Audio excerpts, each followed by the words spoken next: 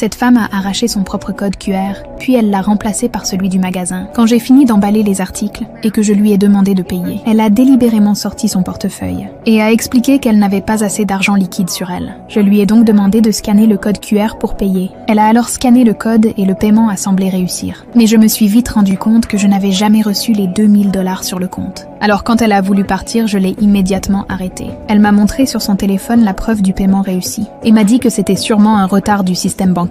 Mais je lui ai dit qu'elle devait attendre que l'argent arrive avant de pouvoir partir. Craignant d'être découverte, elle a soudain pris ses affaires pour s'enfuir. Je l'ai rattrapée aussitôt.